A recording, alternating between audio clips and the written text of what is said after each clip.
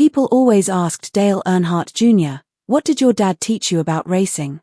But the truth was, they never even talked about it. Dale Jr. raced in 159 races, and not once did his father show up to watch. That says a lot. What happens when your own name becomes something you have to fight for? When love, legacy, and pain collide, and the truth is buried under years of silence. Dale Jr. didn't speak up for a long time. He kept quiet about the rejection he felt, the family conflicts, and the emotional wounds that shaped him. But now he's finally talking. And it's not just emotional, it's heartbreaking. What he says about his father and his stepmother Teresa reveals a truth that's much worse than anyone expected. Dale Earnhardt Jr. didn't ease into the racing world. He was born into it. From the day he came into this world in 1974, the roar of engines was part of his life. His father, Dale Earnhardt Sr., wasn't just a racer, he was a living legend in NASCAR, known as the Intimidator. He had built a reputation that made people respect and fear him at the same time. The racetrack wasn't just a place to compete. It was a battlefield where greatness was tested. And Dale Jr., from the start, was expected to follow in his father's massive footsteps. That meant he grew up under constant pressure. Every move he made, every mistake, was noticed. He didn't have the freedom or the softness of a normal childhood. The world expected him to be a champion, but inside his own home, life was much colder. Dale Jr.'s early years weren't about comfort or closeness. They were about control, discipline, and performance. He had to learn how to be strong fast. His life moved at the same speed as the race cars he would one day drive. His family wasn't whole either. His parents divorced, and that created a deep fracture in his life. His mother, Brenda Jackson, worked hard to give Dale Jr. some sense of stability in the chaos that surrounded him. She tried to create a home where he could feel like a normal kid. But it was hard to fight the pull of the racing world and the complicated dynamics it created. Eventually, Dale Jr. was drawn back into his father's life, where family was mixed with business and emotions were locked away. His father remarried a woman named Teresa. And that changed everything. Their home didn't feel like a warm place filled with love and laughter. It felt like a company being run with strict rules and tight control. Teresa wasn't a cruel stepmother, but she wasn't the nurturing type either. She treated the family like a business. Everything was about protecting the legacy of the Earnhardt name. Dale Jr. didn't call her mom. That word didn't feel right. She never tried to fill that role either. There were no hugs, no comforting words, just expectations. He had to perform. He had to keep the Earnhardt brand shining. That was the deal. His sister Kelly Earnhardt was one of the few people who really understood what Dale Jr. was going through. She was his protector, his support. But even she described their family as one where people didn't talk about how they felt. You had to figure things out on your own. You had to be strong. Emotions were hidden, not discussed. Dale Jr. learned early that he had to navigate this complex family, not with honesty and openness, but with silence and strength. He didn't feel like his father's son in the way most boys do. He felt like he had to earn that title. To the outside world, Dale Earnhardt Sr. was a hero. He was unstoppable, tough, and larger than life. But to his son, he was distant, closed off, and emotionally unavailable. He didn't show affection. He didn't say, "I'm proud of you." If you wanted his approval, you had to win. You had to be the best. And even then, the recognition was quiet, sometimes just a nod or a look. Dale Jr. spent most of his young life wondering if he was enough in his father's eyes. Was he seen as his own man or just someone trying to fill a shadow? Their bond was built on racing. That was their only language. Every turn on the track was a way to communicate. Victory meant love. Failure meant distance. Dale Jr. lived for those moments when he thought maybe, just maybe, his father noticed him. But that kind of love, the kind that depends on performance, leaves you constantly on edge. Dale Jr. admired his father deeply. He looked up to him like a god. But he also lived in an emotional world where warmth and reassurance were hard to find. His father could win any race, but he couldn't cross the distance between their hearts. Living under Teresa's roof made things more difficult. She treated the family legacy like a company. Her main goal was to protect the Earnhardt brand. That meant emotions didn't matter. Control did. For Dale Jr., this meant even his personal life felt like a business transaction. Their conversations were about rules, deals, and expectations, not love or support. He felt like he had to prove himself constantly. That house wasn't a home, it was a test. But Dale Jr. didn't give up. He kept going. He kept racing. He found strength inside the pressure. Even though he didn't get the love he wanted, he developed a fierce determination to carve his own identity. Every lap around the track wasn't just a race, it was a way to say, I exist. I matter. I'm here. Then, something happened. Something powerful. Dale Jr. won his first big race. He was only 17. When the checkered flag waved, he looked up and for the first time, he saw his father really looking back at him. Not as a son. Not as a kid. But as a driver. A rival. Someone worthy of respect. Dale Jr. remembered that moment clearly. His father's eyes said, "You belong here." But even that recognition came with a condition: the bar is still high. There was no hug. No words of praise. Just that look. And then, silence again. That silence hurt. Dale Jr. wanted more. He wanted to feel loved even when he didn't win. He wanted the kind of love that wasn't measured by trophies or speed. But in the Earnhardt family, you earned your worth with results. And that truth left a hole in his heart. Then came the day everything changed. February 18, 2001. The Daytona 500. Dale Sr. was racing hard, doing what he did best. On that last lap, he stayed behind, blocking the other drivers so that Dale Jr. and Michael Waltrip could take the lead. It was a final act of love, a sacrifice. He gave up the win to protect his son. But then the crash happened. Dale Sr. hit the wall and didn't survive. The racing world was in shock. Millions of fans were heartbroken. And Dale Jr.'s world completely shattered. He had lost more than a father. He had lost the one person who had defined his life. But even in death, Dale Sr. had shown love in his own way. That last move on the track was his message: I've got your back. Still, grief in the Earnhardt family wasn't open. It was private, hidden. Teresa took over the family business with a tight grip. She managed the estate and the company like a fortress. And Dale Jr.? He buried his pain under work. He pushed harder, raced faster, tried to live up to the name. But nothing could fill the silence left behind. As time passed, the gap between Dale Jr. and the company his father built, Dale Earnhardt Incorporated, DEI, grew wider. Dale Jr. didn't just want to be a figurehead. He wanted ownership, a real voice.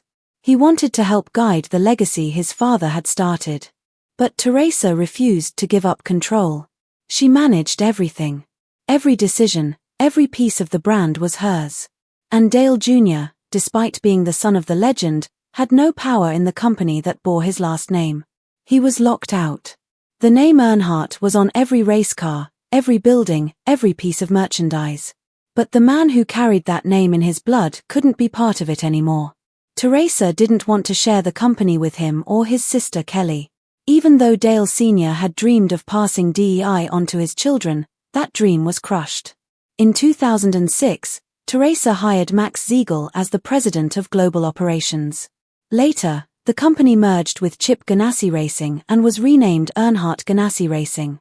But long before that, the tension between Dale Jr. and Teresa had hit its boiling point. In 2003, Dale Jr. hadn't been paid in 3 months. When he confronted the team's executive, Ty Norris, he was told to take it up with Teresa. That conversation turned into a loud argument. Dale Jr. felt betrayed. His contract had been breached. And that was the beginning of the end. In 2008, Dale Jr. officially left DEI. But things got worse when Teresa refused to let him take his number 8, with him. To most people, it was just a number. But in racing, numbers are sacred. Number 8 wasn't random. It represented his career, his identity, and his father's memory. Being denied that was like being erased from his own story. Despite all of this pain and struggle, Dale Jr. kept going. He built his own legacy. He created Dale Jr. Motorsports, found success, and became a respected figure in NASCAR. But deep down, the scars remained. He was a man who had to fight for his name, fight for recognition, and fight for love in a family where silence spoke louder than words. And now that he's speaking out, we can finally see the truth behind the legend. It's not just a racing story. It's a story of a boy who wanted his father's love, who wanted a real family, and who spent his life racing not just around a track but against the shadows of the past. When Teresa refused to share it, she sent a message more painful than words ever could. It was like saying, "This legacy is mine, not yours." But the betrayal didn't stop there. Years later, in 2016, long after Dale Jr. had moved forward and built his own team, Junior Motorsports, something unexpected happened. A quiet but serious legal conflict began. Dale Jr. filed for a trademark so he could use his last name, Earnhardt, in his personal brand and future business projects, like media and merchandise. He wasn't trying to take anything away from anyone, he just wanted the legal right to use his own name. But Teresa didn't agree. And she didn't just quietly object. She formally filed a legal complaint to stop him. That's right, Dale Earnhardt Jr., the biological son of the legendary Dale Earnhardt, was being challenged in court by his own stepmother. Teresa argued that if he got the trademark, it could confuse people and hurt her control over the DEI brand. But this wasn't just about the law. It was personal. It hurt. It was as if she was telling Dale Jr., "You don't even own your own name anymore." When the court documents were made public, fans couldn't believe it. The same woman who had kept Dale Jr. out of DEI was now trying to stop him from using the name that was rightfully his. This wasn't just a fight over a business idea, this was about identity. It was about the Earnhardt name itself. To fans of NASCAR, this wasn't just some legal news. It felt personal. For years, they had followed this family, cheered for them, cried with them, and now they were watching a painful family fight unfold in the public eye. Online forums lit up. Twitter and Facebook exploded. Many couldn't believe Teresa would go so far as to try and stop Dale Jr. from using his own name. It wasn't just about protecting a brand anymore. It felt like she had never really accepted him as part of the family. People were angry. This didn't feel like business. It felt like a betrayal.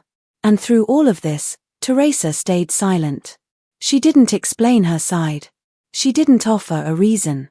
She didn't say anything. For years, she had been a quiet, private person.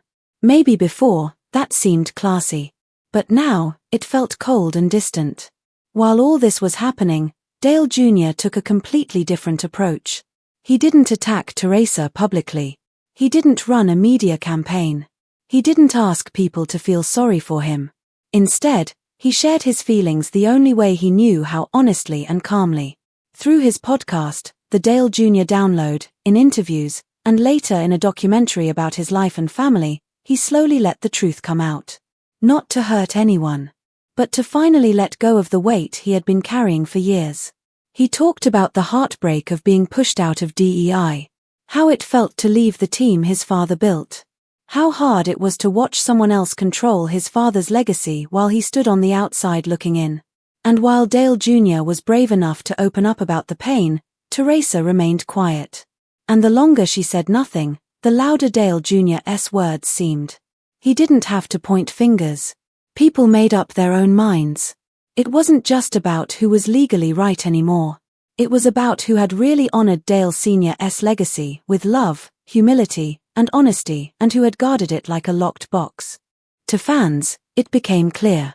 Dale Jr. had stepped up during a painful time, carried his father's name with respect, and stayed true to the sport and the fans. Teresa, on the other hand, had become more like a business executive focused on control and branding, but disconnected from the emotions and people that made DEI what it was. Her silence pushed fans even further away. In the early 2000s, people admired Teresa. She was seen as the strong woman who had stood beside Dale Earnhardt through all the highs and lows. But now, they saw someone who had closed the door on his children and pushed aside the very people who shared Dale Sr.'s name and blood. Fans started petitions asking for the number 8 to be returned to Dale Jr. merchandise, with Dale Jr.'s new branding outsold anything with the DEI logo. Sports commentators even began questioning Teresa's leadership on TV and radio. The strain between Dale Jr. and Teresa wasn't just about trademarks or contracts. It cut into the very heart of their personal lives. It affected everything. One example was the land behind the DEI building. Dale Sr. had owned a beautiful piece of wooded property, including a log cabin and 100 acres. He had dreamed of developing it one day. After his death, Dale Jr. wanted to carry out that dream. He asked Teresa if he could buy the land. Her answer: a simple but firm no, so he had to find another piece of land elsewhere. It was another quiet but painful rejection, a reminder of how far apart they had grown. Another emotional wound was the Deerhead shop. This wasn't just any building. It was filled with Dale Sr.'s personal belongings, his race suits, trophies, and even some of Dale Jr.'s and his sister Kelly's old uniforms from military school. It was a time capsule of family history. But Dale Jr. hasn't been inside that place in over 20 years. Apparently, after Dale Sr. died, the doors were locked, and nobody has been allowed in since. Dale Jr. even said he believes Teresa made sure of that. It wasn't just a building being kept shut. It was like the door to the past, and to Dale Sr.'s memory, was closed to his own children. Dale Jr. grew up in a world full of noise, race cars, crowds, cameras. But the loudest thing in his life was the silence at home. His dad was a legend to the world, but emotionally distant to his own son. He didn't show much affection or spend much time with him. There were rare moments, like the time Dale Sr. gave his son a proud look after a win. But those moments were few and far between. Everything else in life came first. And the real pain began after Dale Sr. died. Teresa stepped in not just as a widow, but as the one in charge of everything: the company, the image, the brand. But instead of including Dale Jr., she shut him out. Important decisions were made without him. Contracts were withheld. At DEI, a company named after his father, he was treated like an outsider. When he left the team and asked to take the number 8 car with him, a number that meant everything to him, Teresa said no. The message was clear. This wasn't his family's company anymore. It was hers. In the documentary, Dale Jr. finally stops holding back. He says, "I've been quiet for too long. Now it's time to tell the truth, not just about racing, but about my family." His voice is filled with years of pain and silence. He never wanted a fight. He just wanted to be part of the family business. To be seen. To be included. But all he found were closed doors and a tight grip on everything his father left behind. Every race, every win, every sacrifice Dale Jr. made felt like a desperate attempt to earn approval he never got. When his father passed away, he hoped it would bring the family closer. But instead, he lost more than just a dad. He lost his place in the family, his number, his identity. Now, with nothing left to hold back, he tells his truth. And it's more heartbreaking than anyone expected.